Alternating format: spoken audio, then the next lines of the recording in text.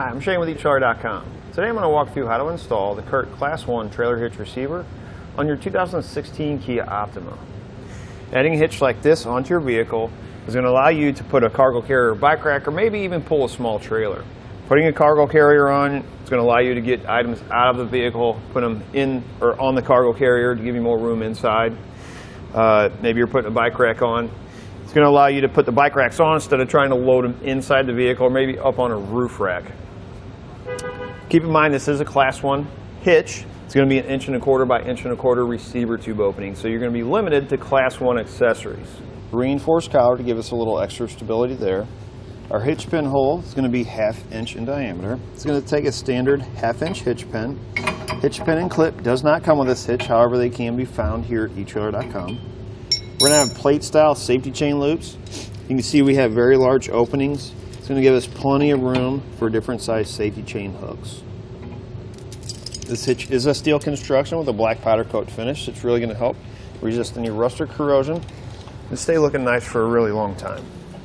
Now if you'll notice, our cross tube is visible.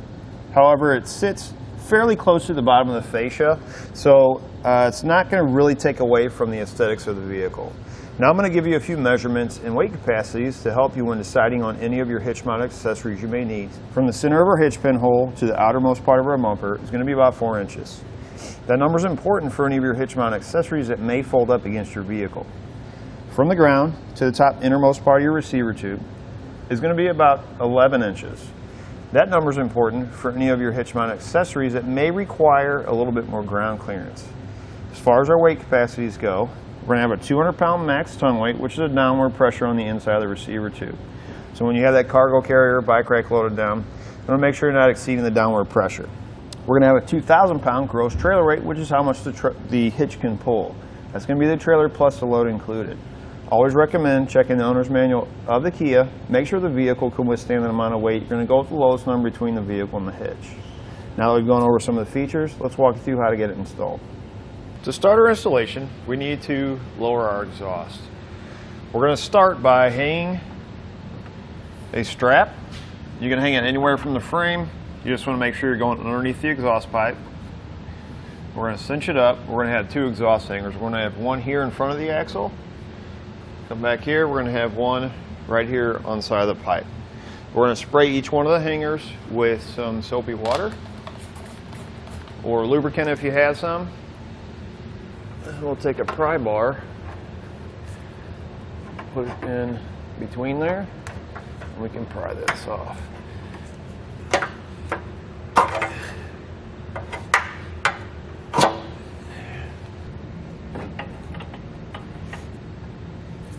Then we're going to take a 10mm socket and remove our heat shield.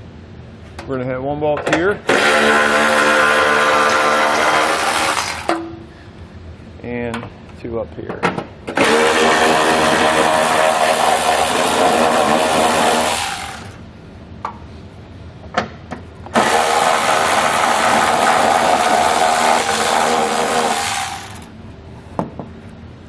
Once we get those off, we can pull down our heat shield.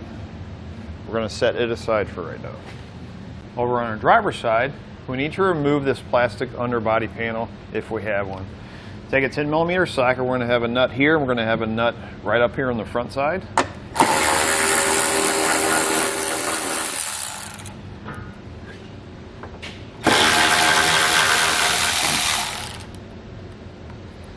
Then we're going to have some push pin fasteners that run along the outside here. Take a trim panel tool or a screwdriver if you have one, pry out the center, and then the fastener.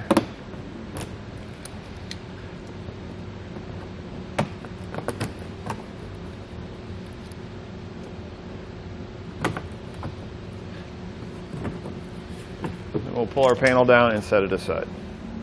We're going to have 2 pads on each frame rail we need to remove.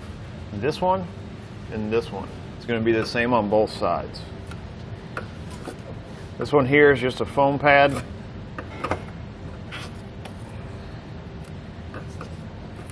This one's going to be a plug. This forwardmost hole, we need to enlarge it big enough to get our bolt through. You can see how the head's a little bit wider. There's two ways to do it. I'm going to use a step bit. You can use a grinding bit and grind off the edges if you want, big enough to get the bolt up through it.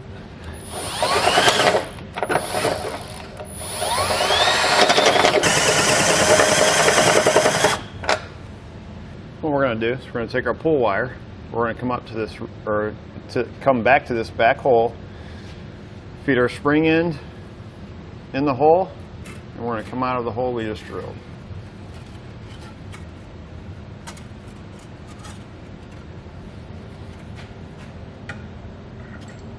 We're going to put on a spacer block, slide it up in the hole, and we're going to thread on a carriage bolt.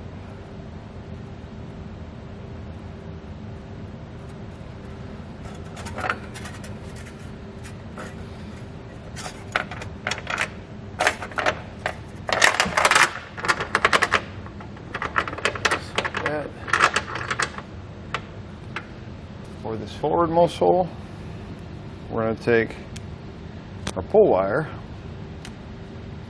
We're actually going to do a reverse pull. Put on your spacer block. Thread on your carriage bolt. Do the carriage bolt first, followed by the spacer block, and pull the bolt back down through the hole. We're going to repeat that process on the other side of the vehicle. That's a good idea if you have an extra set of hands. Go ahead and have somebody help you lift it. We're going to go over the passenger side, put it on the exhaust. If you don't, you can rest it on the exhaust on the passenger side while you install the driver's side. Go ahead and feed your wires to the corresponding holes in the hitch.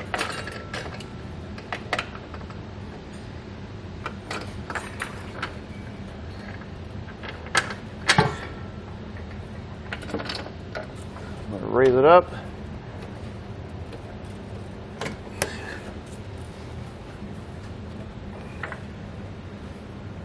Get one of the nuts put on. Then we can go over to the other side of the vehicle, lift the hitch up, and put another one on while we install our remaining hardware. We use a 3/4 inch socket, tighten all of our hardware down, and then we're going to torque it to the specifications in the instructions.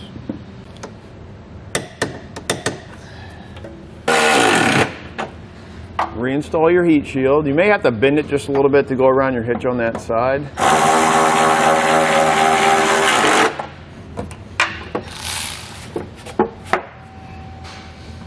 Just like that.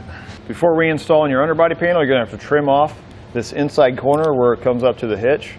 I did about 2 1/4 by 5 1/2. Go ahead and test fit it and make sure it fits good.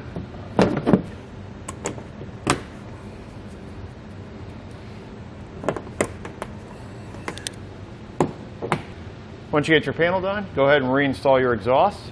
What I would do is kind of shake it to make sure that it's not going to rattle against your heat shield, and make any adjustments on that. If necessary, you can always, bend some spots out of the way.